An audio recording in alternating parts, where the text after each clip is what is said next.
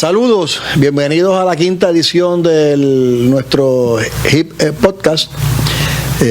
Espero que los pasados 4 hayan sido de su agrado y hayan obtenido el provecho que nuestro deseo es que obtengan.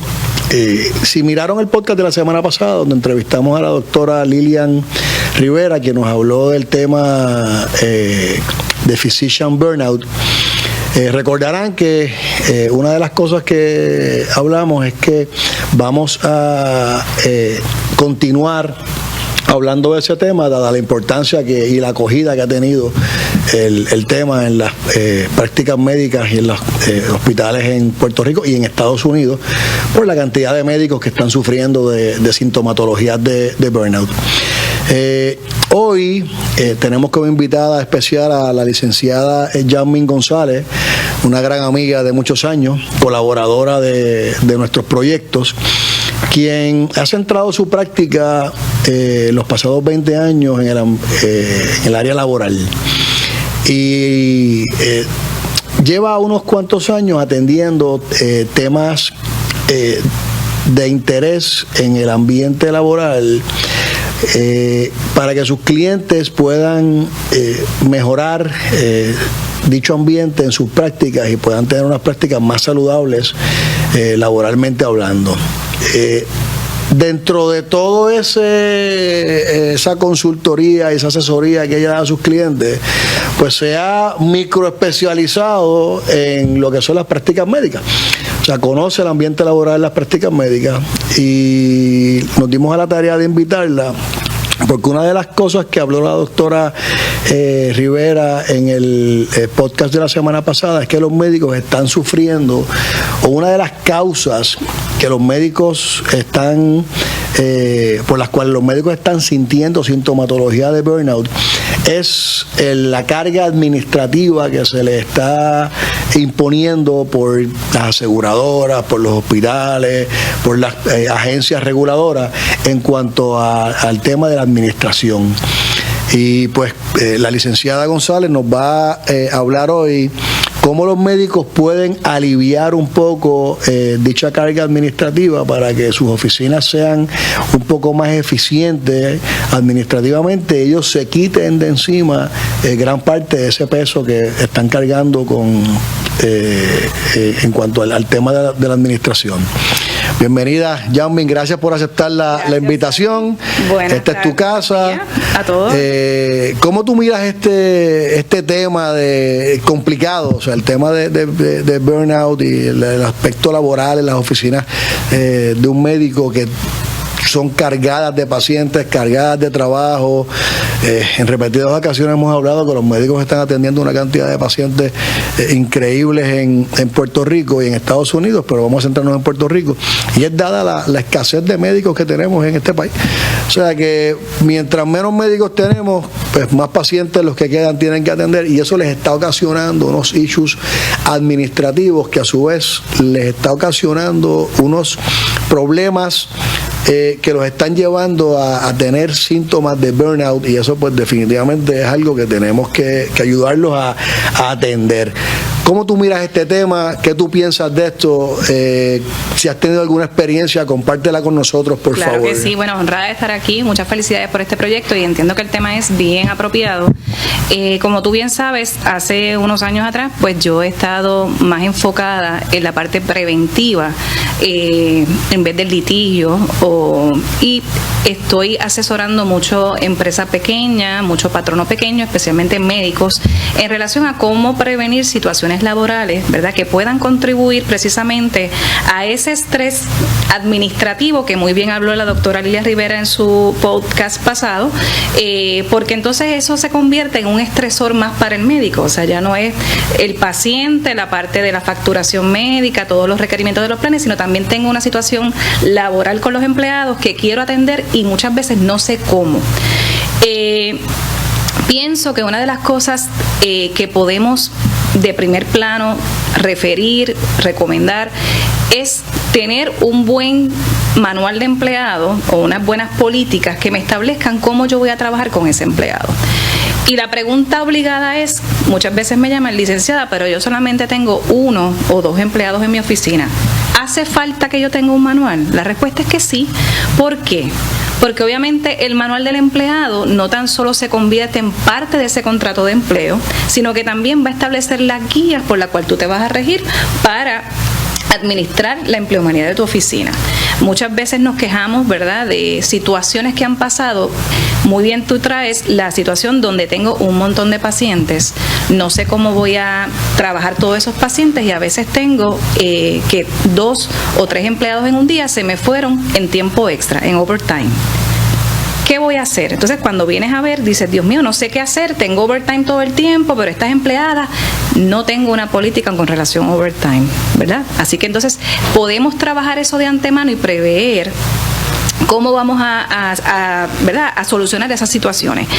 El manual del empleado no tan solo me va a explicar a mí los beneficios que yo tengo como empleado, sino que voy a establecer las políticas específicas que yo tengo en mi oficina. Desde cosas tan sencillas como que cada vez que entra un paciente, usted va a tener que darle los buenos días, ¿verdad?, referirlo, darle tal documentación para que este paciente llene, hasta cosas como usted tendrá que tomar el periodo de tomar alimento a tal hora. Si usted se excede de tantas horas, ya sería overtime. Usted tendrá que solicitar permiso para quedarse en overtime si fuera necesario o responder a un llamado del patrono para overtime. Si el overtime no está autorizado, no será, ¿verdad?, compensado. O sea, todo ese tipo de políticas podemos esbozarlas en ese manual de empleado de manera que el médico tenga una herramienta para tratar esos empleados. Muchas veces tenemos situaciones donde nos consultan también, mira, yo tengo esta persona trabajando para mí, hace 10 años no tengo un contrato, me pasó esta situación particular que cuando tú la examinas, pues a lo mejor es una situación que ameritaría que el médico pueda amonestar a ese empleado. Pero cuando vamos a verificar lo que hay en la oficina, nos damos cuenta que no hay un récord de personal, que el médico no ha documentado, ¿verdad?, ninguna situación previa. Entonces eso pues dificulta a veces cómo vamos a tratar esa situación. Pero tienes el manual del empleado que, según estoy viendo que estás explicando, es una herramienta que sirve como guía administrativa que marca cuáles serían las responsabilidades de ese empleado una vez entra en la oficina a trabajar y hasta que sale. Eso es correcto. Ok. Y si los empleados tienen y se rigen por ese manual, pues la oficina debería correr como un reloj. Es correcto. No deberíamos tener interpretaciones diferentes, que no sea, este es el manual, usted se va a comportar de esta manera, se va a vestir de esta manera, va a atender al paciente de esta manera. O sea que el médico no tendría que preocuparse de día a día, estar mirando, porque tenemos que presumir que el empleado está atendiendo sus funciones o ejerciendo sus funciones de acuerdo al manual. Cuando entonces me estás hablando del término de amonestación, es que presumo que el empleado se me desvió de la política un poco. Es correcto. Muchas veces tenemos la situación donde tenemos un empleado que nos está llegando tarde todo el tiempo. Okay. O que se ausenta injustificadamente todo el tiempo. Entonces eso me crea a mí, como patrono pequeño, que a lo mejor cuento con esa persona. Un disloque en la operación. Un disloque completamente en la operación. Entonces muchas veces son situaciones imprevistas donde la persona te llama el mismo día, 1 hora antes o menos de que comience su turno de empleo. Y yo tengo 60 pacientes esperando en la oficina. Tienes 60 pacientes esperando en la oficina, no tengo a nadie que me cubra ese empleado, ¿qué hago? ¿Verdad? Entonces, a veces cuando tenemos estas situaciones, todas estas situaciones podemos ya prevenirlas, ¿verdad? Y establecer unas políticas específicas de, primero, cómo vamos a notificar esas ausencias o esas tardanzas.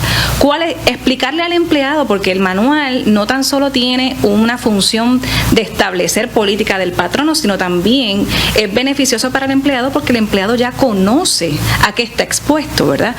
Le damos, o sea, que es bueno para el patrono y bueno para el empleado. Bueno para el empleado. Le damos la herramienta para que el empleado sepa, mira, es que la política cuando usted va a ausentarse es que usted llame dentro de tal periodo de tiempo y entonces notifique esa ausencia. Muchas veces tenemos tenemos patronos que se quejan, es que no me llamó un familiar, no me llamó la persona. Pues eso lo podemos establecer en el manual. El empleado deberá, a menos, ¿verdad?, que sea una circunstancia de emergencia, hacer la llamada personalmente, ¿verdad? Que sea el propio empleado quien haga esa notificación al patrono. Así que el manual del empleado puede ser ajustado a la necesidad particular de ese médico, ¿verdad? Porque obviamente todas las situaciones no son las mismas. Tenemos a veces situaciones de, como te dije, ausentismo, tardanza. En otras oficinas puede ser a lo mejor el código de vestimenta.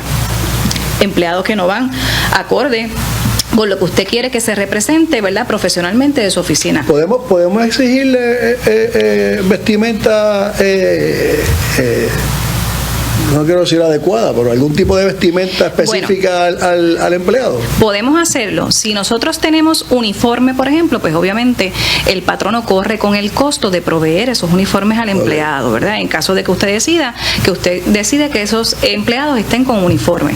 Si usted no va a tener ningún código de vestimenta particular en términos de uniforme, pues usted puede requerir que obviamente pues utilicemos camisas apropiadas, que no sean descotadas, que no sea ropa muy pegada, o sea, todas estas particularidades que están dentro del gran concepto de que es cómo nos vestimos. Pero vestimenta de acuerdo a la práctica que estamos llevando, la operación. La podemos estipular en ese manual de empleado.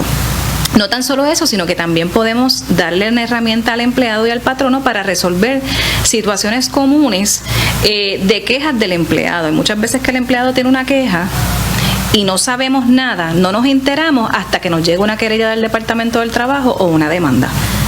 Y entonces vemos ahí una narrativa de hechos, ¿no?, que en tal día pasó tal cosa, que en tal día, y el patrono, que el patrono completamente lo desconocía, dice, pero es que yo nunca me enteré de esto, ¿verdad?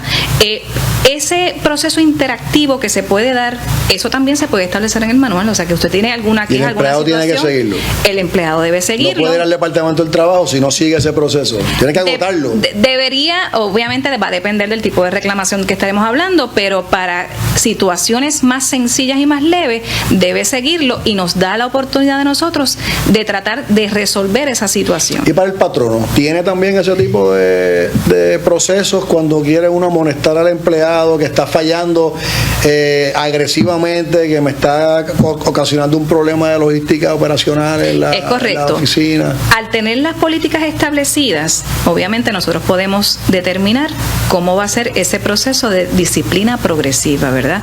Desde ese primer contacto con el empleado, donde yo te di una amonestación verbal y te llamé a mi oficina y te dije, mira, por favor, no llegues tarde, esta tardanza, llevo tantos días notando esta situación contigo, así que vamos a corregirla, hasta una primera amonestación, segunda, tercera, podemos poner una suspensión de empleo y sueldo y hasta un ulterior despido. Aunque la ley sí nos provee, ¿verdad?, lo que son las causales para despido y todo lo demás, el tener un manual nos ayuda en ese proceso de disciplina progresiva, ¿verdad? Y entonces nos prepara ese expediente para que en la medida en que eventualmente tuviéramos que tomar una decisión de esa naturaleza, estemos, ¿verdad?, documentados y podamos presentar nuestro caso y prevalecer en el mismo. O sea que tendríamos que concluir en este primer segmento que el manual del empleado es una de las herramientas más importantes en la operación, en cualquier operación que uno tenga. Eso es así, el manual del empleado es imprescindible, o sea, es imprescindible, es lo que nos va a dar la guía de operación, nos quita dolores de cabeza eventualmente, porque ya tenemos algo estipulado, ¿verdad?, con el empleado, y eventualmente, si fuera necesario, es lo que vamos a utilizar en la defensa de cualquier caso, sea administrativo o sea judicial. O sea, que le da una tranquilidad al patrono y abona a una paz laboral, en la oficina, y que la práctica fluya de una manera más efectiva. Muchas veces me están preguntando y me llegan situaciones donde me cuestionan, oye, ¿cuál es la diferencia entre el empleado y el contrato de por hora y el contrato de empleo? Porque tú sabes que las prácticas médicas pues no son operaciones grandes, son operaciones relativamente pequeñas.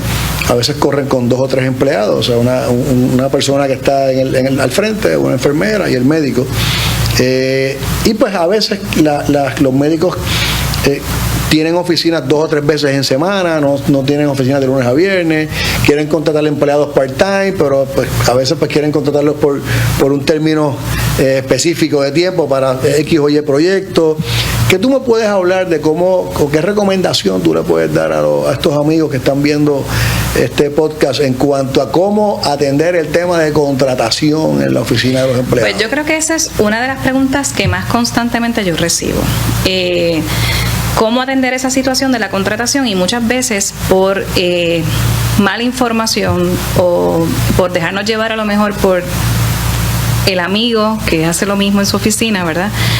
Incurrimos, el vecino o siempre se copia del vecino, o el contable que no es abogado, pero que, ¿verdad? Y sin atacar a los contables, pero muchas veces el contable está más enfocado en la parte de cómo salir, ¿verdad? De cómo ayudar a su cliente a salir mejor y da unas recomendaciones que cuando entonces las vamos a traducir al ámbito laboral, pues muchas veces no se sostienen. Por ejemplo, ahí te doy el ejemplo de los famosos servicios profesionales. Ahí no tenemos que hacer retenciones excepto las requeridas por ley del 7% y el 10% cuando es aplicable, pero no tenemos que ni tener licencias de enfermedad, ni licencias de vacaciones, no tenemos que hacer mucho más de retención y tenemos un servicio profesional que para todos los fines de lo que los médicos o la persona entiende no es mi empleado. Pues eso no es así. La realidad es que depende de lo que ese empleado o esa persona vaya a realizar, es que lo vamos a catalogar como empleado o como un contratista independiente por servicio profesional. Y eso particularmente cambió a partir del 2017 con la ley de transformación y flexibilidad laboral que aprobó el exgobernador Ricardo Rosselló, donde se establecieron unos criterios bien específicos que esa persona tiene que cumplir para que sea considerada, y la ley establece una presunción incontrovertible, así lo usa, ese es el lenguaje, ¿verdad?, de que es un contratista independiente. Y dentro de eso está que esa persona tiene que tener un ID o un número de seguro social patronal. Okay.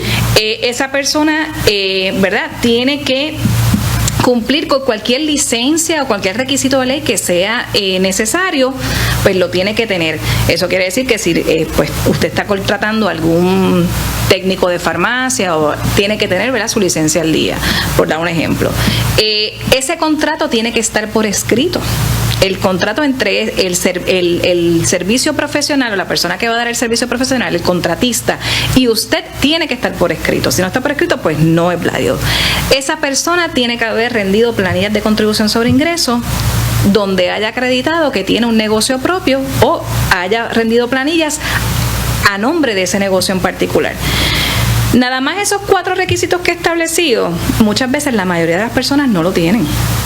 Contratamos personas, le quitamos el porcentaje requerido por servicios profesionales y no pedimos ninguna de esta documentación. O sea que una enfermera que yo contrato en mi oficina para que sea mi enfermera no puede ser por servicios profesionales, pues ya tiene un horario de 8 a 5, de lunes a viernes. O sea, una administradora que es la administradora de mi oficina, contrario a una administradora que tiene varios clientes a quienes les administra las oficinas, pues esa administradora que va a administrar mi oficina, que está en mi oficina, pues son 2 contratos que no deberían ser por servicios profesionales. Es correcto, porque, a pesar de que son servicios profesionales. Porque más allá de esos 4 requisitos que ya había esbozado, la ley establece que hay 3 criterios adicionales que son los que el Tribunal Supremo había establecido jurisprudencialmente sobre el control que yo tengo sobre ese contratista. Esos son los que vienen del IRS, que también el IRS es correcto. Tiene 4 o 5 por ahí. Es correcto, el control. ¿Qué quiere decir eso? Si esa persona yo le controlo su horario, la manera en que realiza su trabajo, pues ya no es un contratista independiente, ¿verdad? El otro requisito. No tiene flexibilidad. No tiene flexibilidad. El otro requisito, si esa persona me trabaja a mí de manera exclusiva, pues obviamente tampoco ya es un contratista, porque se supone que ese contratista pueda trabajar en otros lugares y dar sus servicios profesionales en otros lugares. O sea que ya estamos hablando de control, horario, exclusividad, ¿verdad? Entonces, si la mayoría de las veces cuando nosotros evaluamos nada más esta parte de todos esos requisitos establecidos en ley, nos damos cuenta de que la persona no cumple con los requisitos legales para ser un contratista independiente o servicios profesionales. Y entonces tenemos que tener mucho cuidado con eso, porque eso implica que eventualmente, si esa persona tuviera algún tipo de reclamación, pues nos estamos enfrentando a una reclamación como si fuera un empleado. Y entonces incumplimos, ¿verdad?, con hacerle sus retenciones legales, haberle dado o acreditado las licencias correspondientes por ley, dependiendo del número de horas trabajadas, tiempo extra en caso de que sea aplicable. O sea que nos enfrentamos a una serie de posibilidades si esa persona fuera entonces considerada como un empleado. En el caso de los hay cirujanos o especialistas que hacen operaciones en los hospitales que tienen unos técnicos. Esos técnicos, pues, normalmente los acompañan a ellos a sus operaciones, pero no están de 8 a 5 todos los días con ellos. Eso cualificaría para servicios profesionales, porque en realidad a veces les pagan por caso, a veces les pagan por hora, pero no están todo el tiempo con ellos. Eso sería un típico caso de servicio profesional. Eso puede ser un servicio profesional. Eso es lo que la recomendación sería entonces, cuando usted vaya a tomar en consideración un servicio como ese, hacer un contrato, establecer, ¿verdad?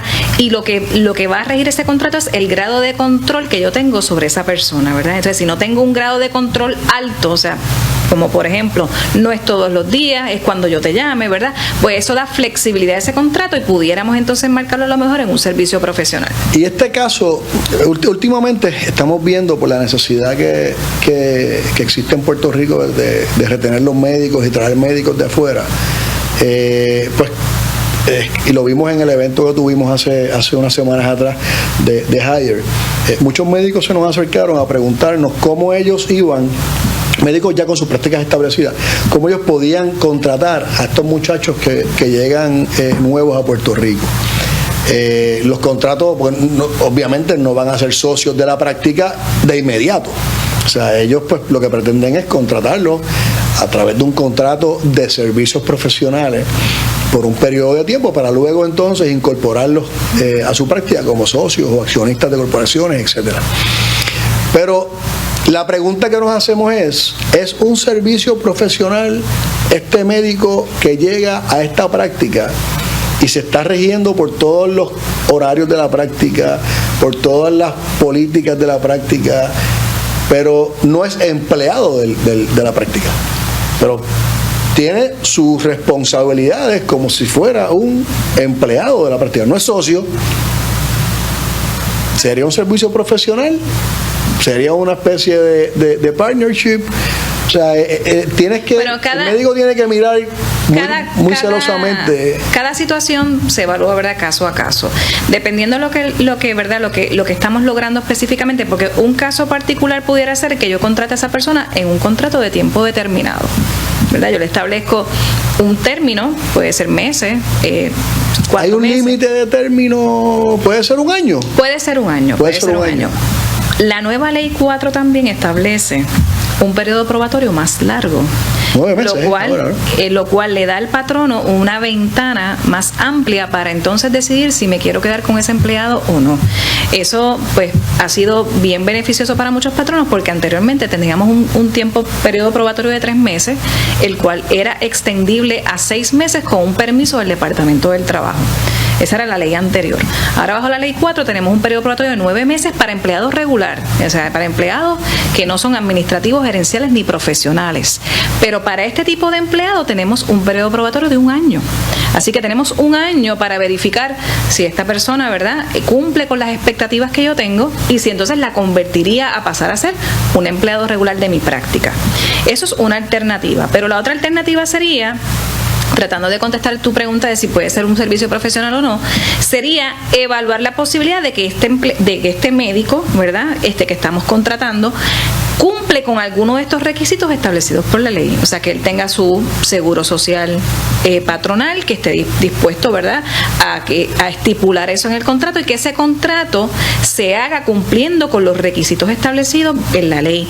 Y el grado de control, que yo creo que eso es una de las partes más difíciles, sí, entonces, esa es la parte difícil de poder armonizar, pues, porque obviamente no pudiéramos darle exclusividad con nosotros, tendríamos que dejar que esa persona también esté en otros sitios. Sí, que tuviera una práctica y me dedicar unas horas a mi práctica. Es correcto, pero si estamos hablando de que vamos a controlar el horario, vamos a controlar la manera en que realiza el trabajo, vamos a controlar el que trabaja solamente para nosotros, pues ciertamente no estamos ante un servicio profesional. No, pero escuchándote y teniendo la flexibilidad de los 9 meses del periodo probatorio. 1 año en caso de que sean profesionales, como serían los médicos. Pues yo creo que una recomendación válida sería que todos estos médicos que están pensando incorporar médicos nuevos a sus prácticas los traten como empleados. Es correcto, yo creo porque que se evitan una serie de problemas futuros que son problemas, y eso es otro tema que quiero traerte ahora, otra pregunta.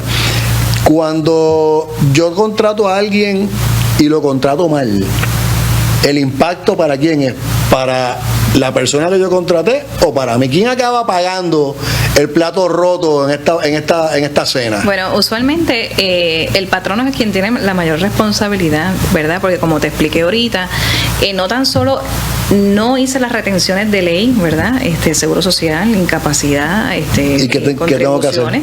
Obviamente, pues hay una retroactividad de esos pagos, ¿verdad? Penalidades. De penalidades que eso puede conllevar, sino que también dejé de darle a ese empleado su tiempo de vacaciones y lo acumuló, ¿verdad? Conforme a la ley, su tiempo por enfermedad y horas extras. O sea, que para efectos del patrono tiene un impacto fuerte, porque entonces esa persona, siendo contratista independiente, ¿verdad?, no fue acreedora de unos beneficios que por ley le cobijaban al hacerse la determinación de que hubiese sido empleado.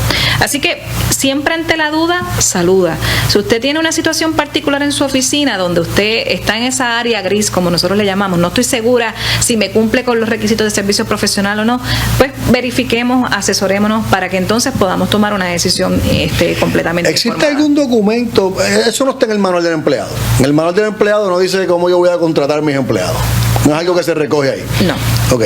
¿Existe alguna guía donde que el médico pueda ir, buscar y decir, ok, estos son los parámetros 1, 2, 3, 4, 5 para contratar, por lo menos darle una guía de cómo contratar a los empleados? ¿O no existe tal cosa?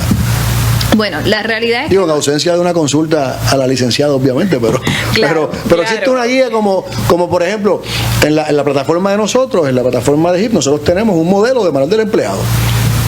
O sea, ¿existiría alguna guía que sea aceptada como modelo para que tuviera los puntos o no es caso a caso? Bueno, depende de la industria, obviamente depende de la necesidad del patrono. Nosotros podemos ajustar ciertas guías generales para ese proceso. No obstante, tenemos que tomar en consideración que tenemos que ser bien cuidadosos, porque obviamente tenemos que siempre cumplir con la ley de que no vamos a discriminar por ninguna razón protegida por ley, ¿verdad? Sexo, religión, incapacidad, política, condición social, en ese momento de la contratación. O sea que tenemos que tener eso, ¿verdad?, bien claro al momento.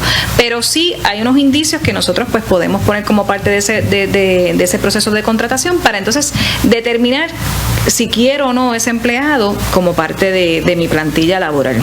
O sea que no es tan plain vanilla de 1, 2, 3, 4, 5, 6, 7. Y yo creo que hay un elemento de análisis y subjetivo, ¿no? De cómo la persona se proyecta. Yo, por ejemplo, siempre en la parte de las solicitudes de empleo, siempre hago una recomendación donde hay una advertencia, ¿verdad?, de que usted tiene que actualizar su información constantemente y que obviamente si usted miente de alguna manera en su solicitud de empleo puede ser causa, ¿verdad?, para un despido eventualmente.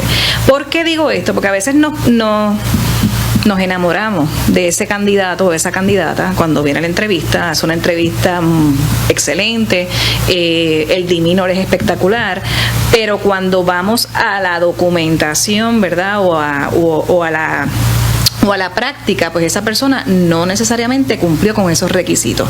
Hemos tenido situaciones donde por ejemplo, los técnicos de farmacia, para fines de estar en el recetario, pues tienen que estar autorizados por ley para así hacerlo. De lo contrario, no pueden. Muchos de ellos van a las entrevistas, establecen que están en el proceso de toma de reválida, ¿verdad? Así que se contratan sujeto a la aprobación de la reválida y cuando le damos el seguimiento, no han cogido el examen, no lo aprobaron y no lo notificaron, ¿verdad? Okay. Y eso puede representar multas y penalidades para el patrono. Okay. Así que eso de por sí puede ser una razón válida para yo despedir a ese empleado de empleo, porque entonces me manifestó algo que no era correcto, omitió una información.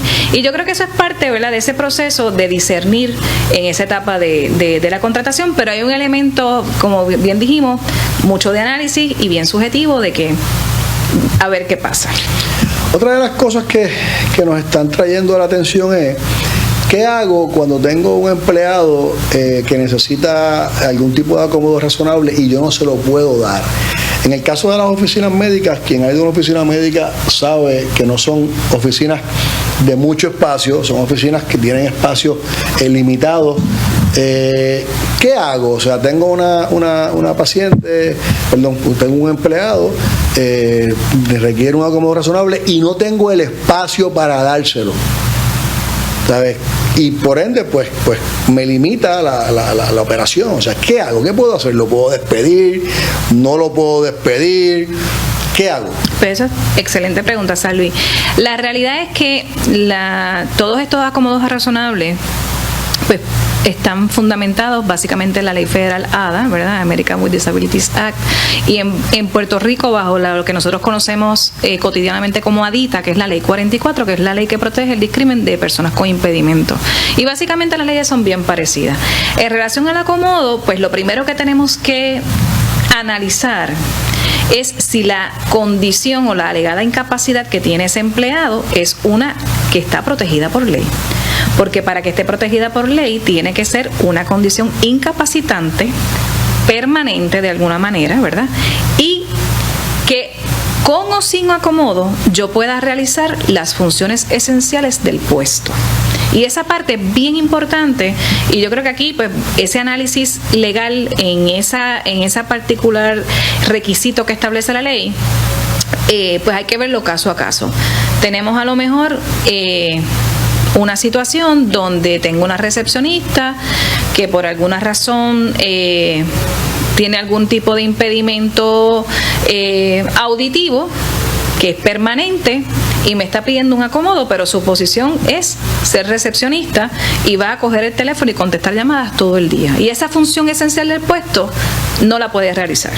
Por más aparatos que podamos ponerle para que pueda escuchar mejor. Es correcto. O sea, okay, después de yo haber intentado, si es que lo hay, darle algún acomodo, con o sin acomodo, ella no puede realizar la función esencial, que obviamente es contestar el teléfono. Okay. Pues entonces ahí estamos ante un claro caso donde yo no puedo dar un acomodo, entonces tengo que buscar otra alternativa que esa persona pueda movilizarse a otro lugar de trabajo. Tengo una situación donde la recepcionista del médico, que es la que contesta el teléfono, la que atiende el paciente cuando el paciente llega, tiene una situación un poco delicada en cuanto a su estrés, no sabe manejar el estrés y ha sido ocasionado porque definitivamente pues el estrés de la oficina y de su trabajo pues la ha llevado a que no puede manejar el estrés.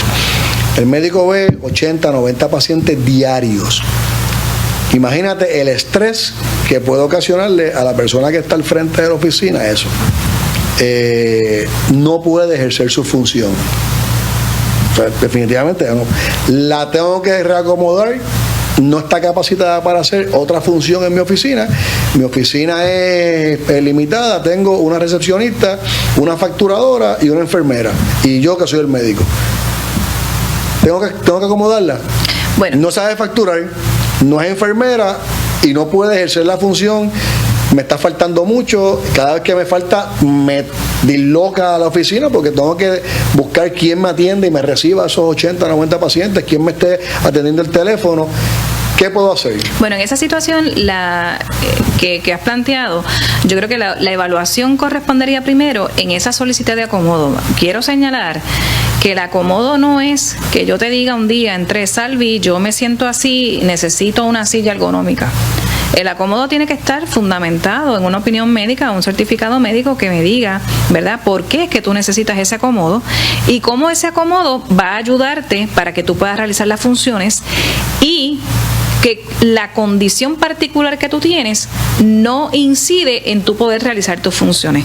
Así que yo creo que una de las premisas particulares que yo, en ese ejemplo que tú das, sería evaluar si hay un acomodo, ¿cuál sería ese acomodo médico, verdad, que podemos nosotros realizar para que esa persona pueda realizar las funciones?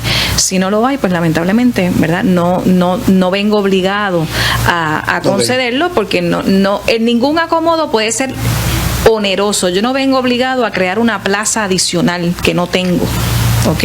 O sea, el acomodo razonable está basado en la razonabilidad, está basado en un proceso interactivo que tiene que haber entre el patrón y el empleado, ¿verdad? Mira, a lo mejor pues no estoy manejando esto bien, pero me doy cuenta que en la mañana me es más fácil trabajar con los pacientes, pues entonces a lo mejor un cambio de horario puede ser una opción, puede ser un acomodo, pero tiene que darse ese proceso interactivo entre el empleado y el patrono para que podamos llegar a ese acomodo, si es que se puede llegar, porque hay veces pues que lamentablemente no es posible.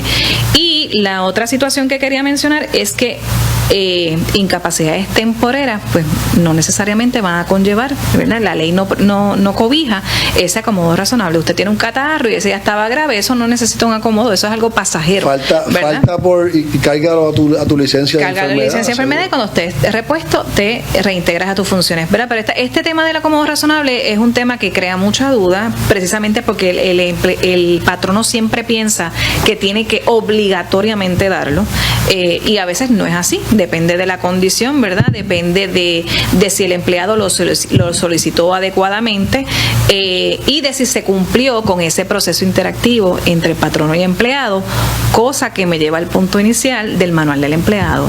Nosotros en el manual del empleado podemos estipular que obviamente ya está en la ley, pero entonces lo ponemos de una manera que el empleado sepa, lo entienda y así lo certifique cuando recibe ese manual, que los acomodos razonables van a ser considerados de esta manera, usted lo tendrá que solicitar de esta manera, someter el certificado médico, etcétera, etcétera, para que el empleado tenga ese conocimiento. O sea que por eso insisto en que una de las maneras de aliviar ese estrés que puede generar el administrar la parte laboral de una oficina es básicamente teniendo esas políticas y esos reglamentos claros, de manera que yo pueda hacer referencia rápida a ello. Ya el empleado lo habrá leído, se lo habrá explicado. Esto usualmente la recomendación es que se entregue y se haga una charla al empleado, ¿verdad?, para discutir todo el contenido del manual y podamos entonces actuar conforme a lo establecido en el manual. También para ir concluyendo, se me queda un tema sumamente importante y es el tema de la supervisión. A veces, en muchas ocasiones, las prácticas médicas pues son, como hemos hablado, prácticas manejadas por el médico, sus empleados y el supervisor, pues se entiende que es el médico. Pero hay muchas prácticas médicas donde la esposa del médico actúa como administradora, pero no en todos los casos es una empleada de la oficina. Entonces, ¿qué pasa? Nosotros tenemos a veces oficinas que están debidamente incorporadas y pues operan como una corporación y pues una entidad aparte del médico.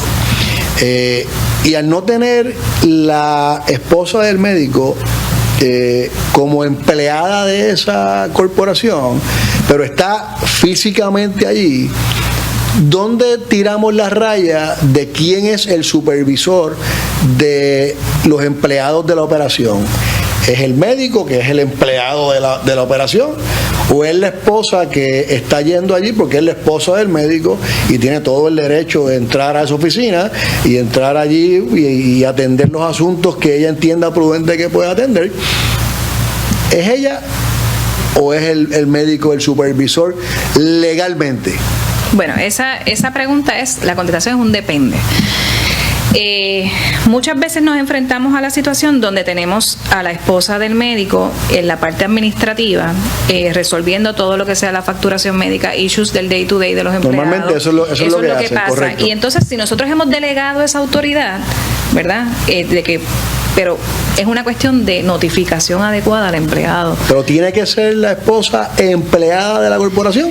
No necesariamente tiene que ser empleada. No tiene que tener un contrato de empleo, no tiene que ser empleada necesariamente, porque todo va a depender también, sabemos ya por otros, ¿verdad?, un área cercana al derecho laboral, que sería el derecho de familia, ¿verdad? Que las esposas, si hay o no remuneración, pueden aportar a la industria del marido. Claro, son corporaciones que están manejadas por el marido, no hay socios, no hay nada. Y son corporaciones usualmente de familia. Correcto. Pero yo creo que debe haber una instrucción clara. O la estructura o la entidad que ellos quieran crear. A veces hacen DBAs, ¿verdad?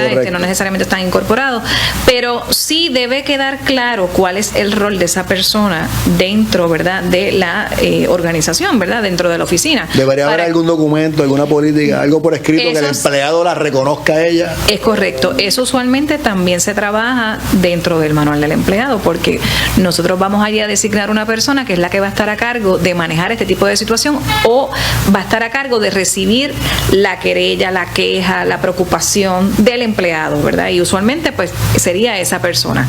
Me ha pasado donde yo tengo la administradora, que puede ser la esposa del médico, con una situación particular y hacen unas recomendaciones para el lugar de trabajo. Por ejemplo, una de ellas es el uso del celular. Eso es una de las clásicas, ¿verdad? Que me consultan constantemente. Eso es un problema serio en este país. Tengo pacientes, están en la recepción, están llenando documentación y tengo la empleada texteando por el otro lado, ¿verdad? Con Facebook. ¿Cómo hago? Entonces la realidad es que a veces pues podemos poner políticas de rajatabla, como uno dice, donde usted no va a usar el celular en horas laborables, usted lo va a dejar en su cartera o en el área asignada para sus cosas personales, ya sea un casillero, ¿verdad?, o un área específica, y no podrá usarlo en horas laborales excepto su periodo de tomar alimentos o break o cuando salga de la oficina. Eso puede ser una política que sí puede establecer. Pero entonces viene la controversia cuando el médico, esa es la política que a lo mejor la administradora, la esposa que está en la oficina, quiere establecer, porque está viendo, está allí, ¿verdad? Y está viendo que en el día a día tiene problemas con esa situación. Pero el médico puede que te diga, lo que pasa es que yo a veces estoy en sala de emergencia o estoy en el hospital, no puedo llamar, y la manera más fácil de yo decirle, consígueme este expediente o dámele follow-up a esta persona, no es llamando a la oficina, que tengo un cuadro telefónico, ¿verdad?, lleno de llamadas, sino mandándole un mensaje de texto a esa empleada. Y entonces tenemos una controversia de quién entonces enforce la política, y si la política entonces es correcta. Entonces pues ahí básicamente esas situaciones sí me han pasado, sí las hemos trabajado, y pues podemos buscarle alternativas. Una de las alternativas que yo ofrecí es que entonces tengamos un celular oficial en la mesa de la oficina para que recibamos ese tipo de notificación en caso de que sea necesario. ¿Es un gasto adicional? Sí lo es. A veces me dicen, no, pues vamos a tratarlo de hacer de otra manera. Pero cuando hemos, ¿verdad?, ya agotado todas las maneras, pues esa puede ser una alternativa, porque me evita el que obviamente estén utilizando el celular en páginas sociales, en cuestiones personales, en el lugar de trabajo. O sea que hay veces que a lo que se reduce el asunto de el médico, la administradora, esposa, cómo no, es una cuestión de comunicación, es una cuestión de cómo vamos a armonizar ambas cosas. Yo que estoy aquí todo el tiempo y veo lo que está pasando, y tú que eres el que en realidad estás entrando, saliendo, vas a sala de emergencia, vienes y estás en una parte de la oficina, ¿cómo podemos armonizar ambas situaciones de manera de que fluya, ¿verdad?, ese ambiente laboral? Sería recomendable que esos roles se definan. Aunque no sea un contrato escrito con la esposa, pero se define el rol de la administradora. Y se comuniquen entre sí, porque obviamente pues hasta que nosotros no tenemos esa información de que el médico, ¿verdad?, utilizaba ese mecanismo para comunicarse con la empleada, pues nosotros íbamos a imponer una política que a lo mejor entonces a él no le iba a beneficiar. Así que es una cuestión también de comunicarse, de establecer. Cada oficina trabaja de manera distinta, y a veces pues el manual de empleado puede ser básicamente adaptado a la necesidad específica que tiene esa oficina. ¿Alguna otra recomendación para ya ir cerrando esta edición de nuestro podcast que puedas brevemente darle a nuestros nuestra audiencia. Sí, claro que sí. Yo creo que finalmente me gustaría tocar el tema, que es algo que hemos estado trabajando mucho en Pequeños Patronos, que tiene que ver con etiqueta de negocio o etiqueta de oficina. Importante. Que obviamente podemos contemplar eso en el manual, pero muchas veces tiene que ver con la imagen de la imagen que queremos brindar, de la operación. Que queremos brindar, y tiene mucha importancia porque básicamente esa primera impresión es bien fuerte. Cuando llegamos a una oficina, cómo nos tratan, cómo nos contestan, desde una cosa tan sencilla como esa primera llamada que hicimos a la oficina médica. Si yo no tengo ninguna política con relación a eso, o si no he adiestrado a mi personal, porque muchas veces no es cuestión de tener una política estricta, sino de haber dado una charla particularmente de qué podemos hacer para que ese paciente o ese cliente, ¿verdad?, o esa persona que llega a nuestra oficina se sienta cómoda.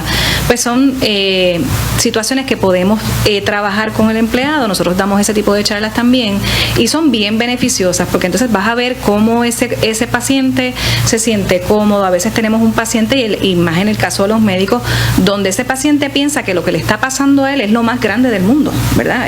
No contempla que hay otras personas. Todo el mundo que va a un médico es porque se siente mal y quiere que lo atiendan rápido. Rápido, bien, y lo mío es lo peor que está pasando. Y que me curen. Así que estamos, del saque, estamos manejando una persona con mucho estrés.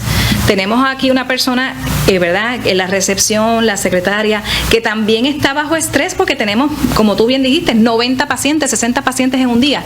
Entonces, ¿cómo podemos darle herramientas a esa persona para que pueda manejar ambas cosas? Cuestiones básicas que podemos trabajarlas, e inclusive tener instrucciones de cuando ya la situación se sale de control, tener un manejo de esa situación. Pues ya cuando la empleada no puede más, pues entonces que se retire y venga otra persona e intervenga. Todo ese tipo de cosas nosotros lo explicamos en los seminarios y resulta que son bien, ¿verdad?, bien recibidos y tienen una acogida muy buena, precisamente por eso, porque muchas veces contamos o asumimos que el empleado va a hacer esto porque es lógico y no necesariamente es así. Yasmin, gracias. Gracias a ti por haber estado con nosotros en el día de hoy, en esta edición de HIP Podcast. Ya escucharon, yo creo que la conclusión de este programa es que no es que deben, tienen que tener un manual del empleado. Y seguramente al tener el manual del empleado, psicológicamente para usted, patrono, médico y esposa del médico que funge como administradora de la oficina, le va a ocasionar una tranquilidad emocional suficiente para que empiecen a descargar todas esas energías que están utilizando en pensar cómo voy a hacer X o Y cosas en la oficina, porque no van a tener que hacerlo, descargan esa responsabilidad en el manual y sus empleados van a saber y van a conocer cómo se tienen que comportar en el día a día en su operación. Los espero en la próxima semana. El tema se lo vamos a anunciar próximamente. Que tengan una bonita semana y que Dios los bendiga mucho. Yasmin, nuevamente gracias. Muy agradecida. Hola, te invito a conocer Health Industry Information Platform, o HIP, una plataforma digital con aplicación diseñada específicamente para la industria de la salud. HIP permite el manejo de una práctica más eficiente manteniendo tus credenciales al día. Contiene un censo de todos los médicos por pueblo en la isla, servicios de consulta en línea, un chat que cumple con todos los requerimientos de IPA, acceso a formas y modelos de contratos, en adición información sobre proyectos de ley que impacten el campo de la salud. ¿Qué esperas? Hazte socio ahora y descubre cómo tener una práctica más eficiente.